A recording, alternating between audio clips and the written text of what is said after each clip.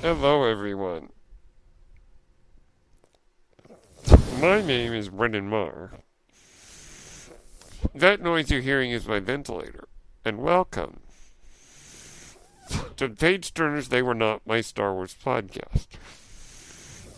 Now, today we're going to talk about whether or not it is possible to ruin Star Wars. Or shall I say, I'm going to tell you why I do not believe Star Wars can be ruined. Now, I'll get to that in a minute. Before we do, there's some news. Now, last weekend, it was announced that Tamura Morrison, who played Jango Fett, would be returning to Star Wars for Season 2 of The Mandalorian to play Boba Fett. Okay. That makes sense, that Boba Fett would eventually appear. Whether or not that was Boba Fett at the end of Episode 5 of The Mandalorian, I don't know, but it makes sense. Now, in the old Star Wars legends, Boba Fett survived the Sarlacc pit and went on to have many more great adventures. With Boba Fett's return to the Mandalorian Season 2, that confirms that he has survived in the canon. This is the first time that we've been aware of that. And it was hinted at in one of the canon novels, but never confirmed in the canon until now, it would seem. If these reports are indeed true. But they come from the Hollywood Reporter, so most likely they are true. It is also, however, possible that Tamura Morrison is playing another one of the clones. We don't really know how many are left. We don't really even know where Captain Rex is at this point, other than we know he fought at the Battle of Endor. So, of course, it's also possible that Tamura Morrison may be playing multiple characters, since he is, indeed, the face of all the clones in Star Wars. Okay, so that's good. To get Tamura Morrison back. I had surmised up to this point that Daniel Logan, who played the young Boba Fett, could play Boba Fett in live action. But if Boba Fett is a clone of Jango Fett, and is at this point an adult, it would only stand to reason that he would be played by Tamura Morrison. Now, this implies that we will see him without his helmet. Otherwise, why would you cast Tamura Morrison? You could just have anybody in the role. Of course, then again, well, that's a whole can of worms there. We won't get into that. So that's big news. That I find to be pretty exciting. I'm going to say something controversial, and today's Tuesday, the day for controversy on my podcast.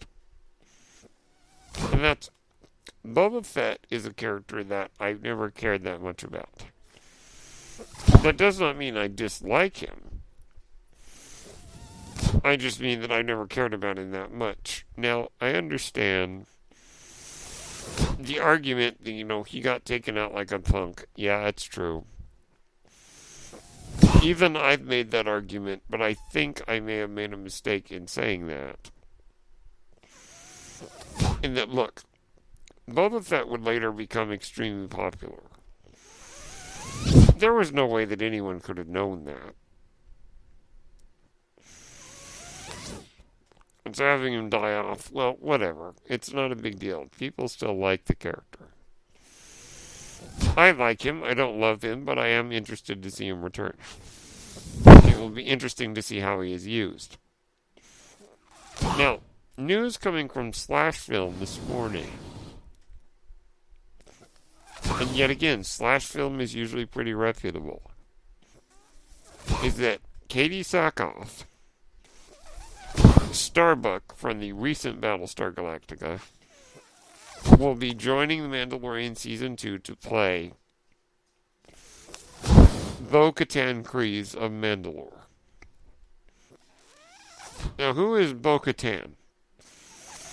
Well, in the Clone Wars animated series, there were many, many stories dealing with the planet Mandalore, the homeworld of the Mandalorian creed and Mandalorian people.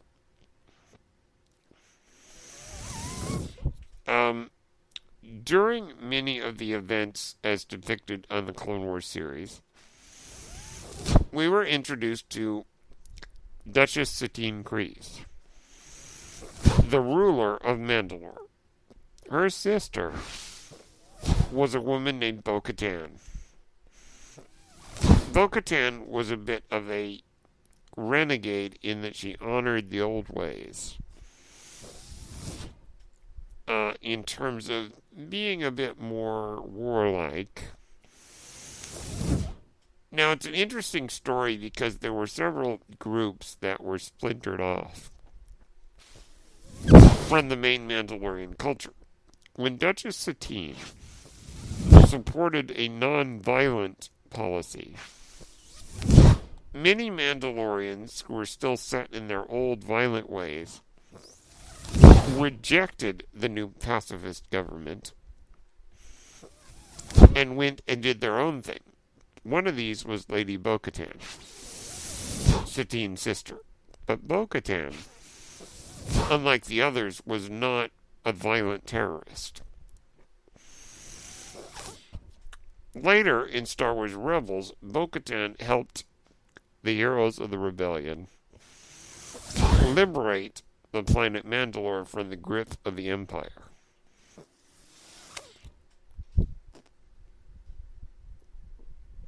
And some crap went down. Now, what's interesting about bringing Bo-Katan to the series is, you remember in the last episode of The Mandalorian, Moff Gideon emerged from the TIE Fighter holding a black lightsaber. That is the Darksaber, an ancient Mandalorian weapon that was a symbol of Mandalore. Mandalore being the title of the ruler of the Mandalorians. The saber had been it went through many adventures in the series, in both series. The last time we saw that Darksaber, Sabine Wren, one of the characters from Star Wars Rebels, who is also a Mandalorian, gave the Darksaber to Bo-Katan. And Bo-Katan took upon herself the title Mandalore and became the ruler of the Mandalorians to unite all of Mandalore in open rebellion against the Empire. It has been said in the Mandalorian series that because, or implied at least, that because the Mandalorians fought to liberate their planet from the Empire, they were massacred in something known as the Great Purge. Moff Gideon was there during the Great Purge. And in some way or another, he got a hold of the Darksaber. Now, with Katie Sackhoff being cast as Bo-Katan, It is entirely possible that she will be appearing in flashbacks. But I think it's also likely that she will be appearing in the main timeline and not in a flashback. Regardless, we will probably learn how Moff Gideon got a hold of the Darksaber, because it belongs to Lady Bo-Katan. And that's exciting. I think Katie Sackhoff looks enough like the character. Now, one thing I completely failed to mention, and I can't believe I did this. Katie Sackhoff is the voice of Bo-Katan on Star Wars The Clone Wars and Star Wars Rebels. So the voice actress is being brought in to play the live-action version of the character. Now, I had a topic I was going to discuss, as I mentioned at the beginning of this podcast, and I will discuss it briefly. But because of this news, it's kind of forced me to alter my topic slightly. So I'm going to take a short break, and when I come back, we're going to discuss this casting of Katie Sackhoff in further detail. So that is the news. Temuera Morrison returns as Boba Fett. Katie Sackhoff makes transitions from live action, or from animation to live action, as Lady Bo-Katan. Okay, see you in a minute. Hello there, this is Brennan Marr, host of Page Turners They Were Not, a Star Wars podcast. And I'm here to tell you about Anchor. Anchor is the best way to make a podcast. Why is that? Well, first off, it's free.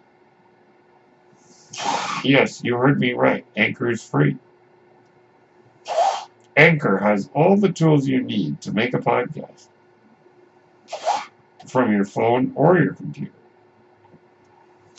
Anchor will distribute your podcast for you on various platforms,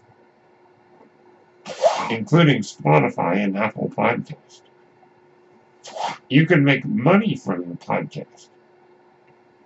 And get this, with no minimum listenership. That means you can make money even if no one listens to your podcast. That, of course, is not ideal, as Anchor will allow you to spread your podcast, bring in more viewers, and you can make more money because of it. Everything you need to make a podcast is in one place on Anchor. If you're interested, download the free Anchor app, or go to anchor.fm to get started. Thank you, and may the Force be with you. And that was a word about our sponsor. Okay, so let's discuss this big news. Now, Temuera Morrison has an interesting history with Star Wars, as he played Jango Fett in Attack of the Clones, and we learn, of course, that Boba Fett is a clone, and that all the clones were based on the template that was Jango Fett. Now, in the 2004 DVD release of the Star Wars films, Empire Strikes Back, the original voice of Boba Fett was redubbed by Temuera Morrison to match up with what was seen in the prequels. So Temuera Morrison has never actually played Boba Fett in terms of wearing the armor, but this time he'll get to. So that'll be pretty interesting. Now, with Katie Sackhoff, this opens an interesting debate. Now, as was mentioned, Rosario Dawson has been cast as Ahsoka. Ashley Eckstein, the voice actress of Ahsoka, has not been brought in to play Ahsoka in live action, much to the chagrin of some fans. Now, I had mentioned on a previous podcast that this idea of taking the voice actors and making them the live action presents some problems, because if you do it to one, many fans will consider it unfair that they did not do that to another character. So, I can only assume that there will be some debate about, well, if they cast Katie Sackhoff, why didn't they just cast Ashley Eckstein as Ahsoka? Well, show business ain't fair. And in my honest opinion, I think it's wiser to cast actors with more experience. And actors that are known. Rosario Dawson is more known and has more experience than Ashley Eckstein, as far as live action is concerned. Katie Sackhoff, similarly, has much experience in live action and is fairly well known. So, it's not always fair. And I had a feeling that if Katie Sackhoff was cast, there probably questions will start arising, and I'm sure they will. Now, Lucasfilm has not confirmed any of this casting. Rosario Dawson, Tamora Morrison, or Katie Sackhoff. But the sources reporting it are all pretty reputable. So, Hollywood Reporter, /film, and so on. So yes, I imagine there will be a debate about why didn't they cast Ashley Eckstein, but that's my honest opinion, is you need people who are more well-known and have more experience. That being said, I think it would be cool to see Katie Sackhoff in live action as Bo-Katan. That would be pretty cool. Okay, so now that news is covered, let's briefly cover the topic I wanted to cover. Now, yesterday I got into a bit of an online chat argument with someone claiming that Kathleen Kennedy has ruined Star Wars. Now, this person was not being a troll. This person was not being belligerent. This person did not strike me as a sexist incel. If I may be so bold as to say, this person struck me as legitimately feeling that Star Wars has been damaged.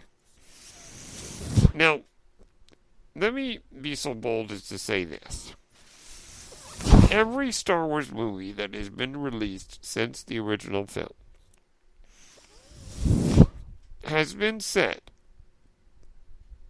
by a number of fans, critics, audience members, to have ruined Star Wars. Yes, I'm not joking. So let's go back. The Empire Strikes Back opened to mixed reviews. And by that I mean it was generally liked by fans and audiences, generally. And generally by critics, but all three groups, audiences, fans, critics, there were a considerable number who did not like it. A lot of people don't remember that when The Empire Strikes Back hit theaters, it was not universally well received. And I think understandably so. It is a challenging film. And as many artistically challenging films are when they were first released, sometimes people don't really know what to make of them. This is true of many classic films, by the way. So you have that. And no doubt, I'm sure there were some fans who felt that, or some people, I should say, who felt that The Empire Strikes Back ruined Star Wars. Return of the Jedi was considered by many fans to be the worst Star Wars film for a while. And a lot of people felt ruined Star Wars. Each one of the prequels.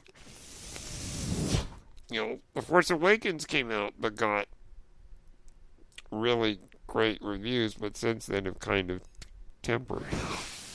Same with Rogue One. So, and let's not even talk about the Clone Wars animated film that people thought ruined Star Wars. So,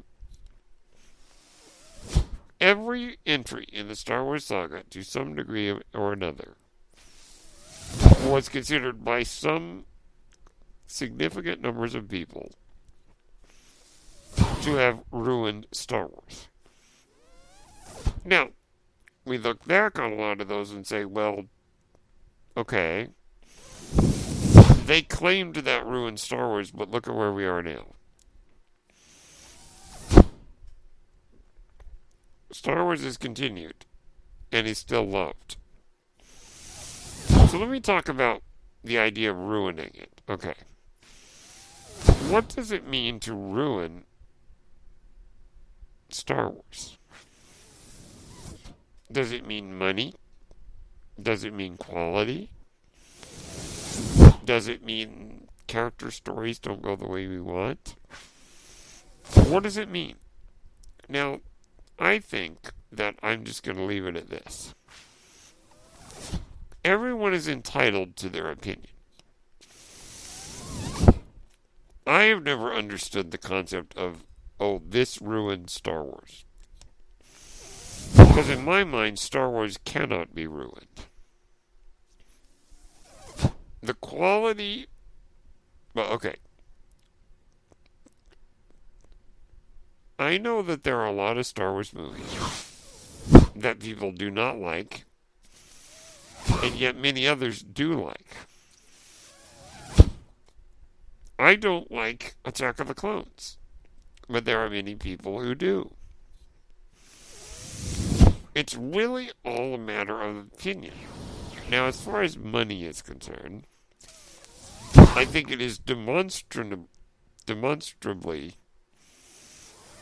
it is a fact that Star Wars is not ruined, at least financially. That is a fact. But that's finances. That's a quantitative measurement. Quality is all a matter of opinion.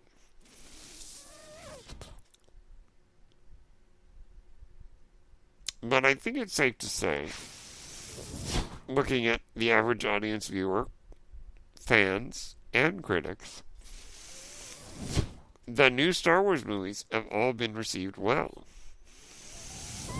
Some better than others.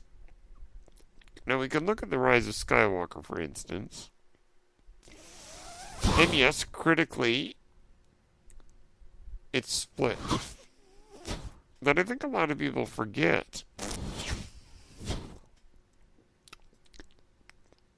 just because something is at 50%, 52%, or whatever the number is on Rotten Tomatoes, doesn't mean that it's an overwhelming failure, because it still means that half of the critics liked it.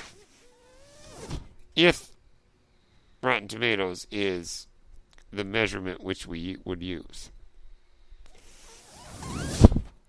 I've really given up looking at Rotten Tomatoes, but needless to say, if that's the barometer by which we judge, then we still have to remember that it means, in terms of the movie critics, half of them still liked it. And looking at the fans and audiences, there is still a large number who like these movies. I know that in the online sphere it may seem that very few people like it, but that's online punditry. And how ironic is it that I'm an online pundit talking about online punditry? In the realm of online punditry, that is only a microcosm. Or actually, microcosm is not even the right word. That is only a small subset of fans who often are the loudest voices. Because, truth be told, that's how it works on the internet. Clickbait is the name of the game, which is why I have always refused to title any of my videos with clickbait titles. Videos or podcast episodes. Okay, so I think it's really a matter of an opinion. Those who have not liked the new Star Wars movies are more likely to say that they have ruined Star Wars. But I'm going to be so bold as to say I don't believe they ruined Star Wars. Now, obviously, I am biased because I like all the new Star Wars movies, all 5 Disney-era Star Wars films. And I think saying something like Kathleen Kennedy has ruined Star Wars, that's just not a good thing to say. Because there are so many more people involved with the making of Star Wars. So, in conclusion, I think we should all take a step back, take a deep breath, and say, you know what? I liked these movies. Or to say, I didn't like these movies. And just say, you know, they're just movies. I have the right to like them or not like them. And that's all there is to it. I think that really, at the end of the day, that's what we need to do. Is just look at them as films. And that they are art. And that some people like them, and some people don't. And that everyone should have the right to their opinion. I think the word ruin is too much of a clickbait word, a buzzword, a hot button word. And I think it is better to just say, you know what? It just is. And people have the right to like them or dislike them as they see fit. And to know that if you are someone who does not like the new movies, if you love some of these movies, then nothing could take that away from you. If you're like me, someone who absolutely loves the original trilogy, then nothing that comes out can ruin that experience. Because those movies will always be there. And your love for them will always be there. So the short answer is, no, I do not believe that Star Wars has or can be ruined by the current films. Okay, my name is Brendan Maher. That noise you're hearing is my ventilator. Thank you for tuning in to Page Turners They Were Not, my Star Wars podcast.